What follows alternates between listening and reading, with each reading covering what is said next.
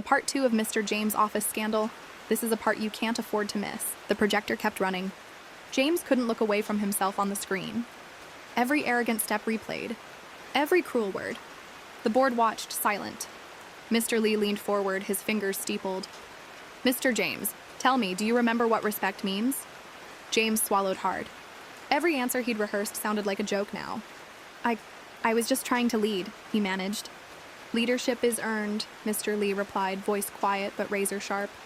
"Not demanded." James scanned the faces in the room, no sympathy. His cousin wasn't there. HR avoided eye contact. "Let's make this simple," Mr. Lee said. "You're due for a performance review. Right now. Let's see how you do under pressure." A different camera angle filled the screen. Footage from the staff lounge. James, waving off suggestions, ignoring a junior coworker needing help. Rolling his eyes at the janitor, dismissing him with a flick of his hand. "Is this your version of teamwork?" Mr. Lee asked. James felt sweat crawl down his neck. "I didn't mean..." "I'm sorry." Mr. Lee cut him off. "Sorry doesn't fix culture. Sorry doesn't change what people remember." The room shifted. Someone new entered. A woman James had seen in the elevator but never greeted. "Meet Mrs. Ariba," Mr. Lee said. "She's been shadowing this office for 3 weeks.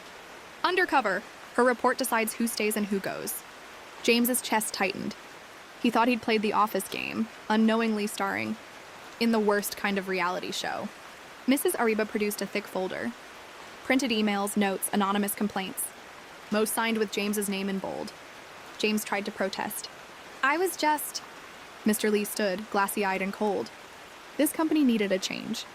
"I sent Mrs. Ariba to identify candidates for promotion. And for termination." James flinched. Promotion? Had he been a test dummy? Termination? Had he failed before he'd even begun? Mrs. Ariba spoke in clipped sentences. "Selfish, arrogant, lacks empathy. Staff turnover increased 12% since your hiring, Mr. James." James felt the walls close in.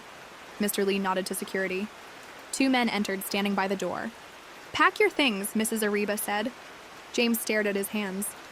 Everything he'd built gone in seconds. But then, twist.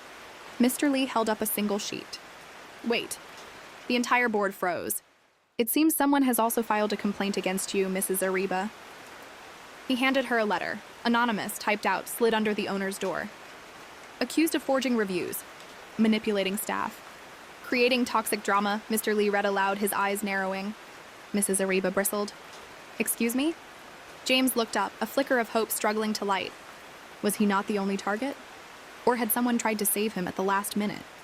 Watch Part 2B. Will James be arrested?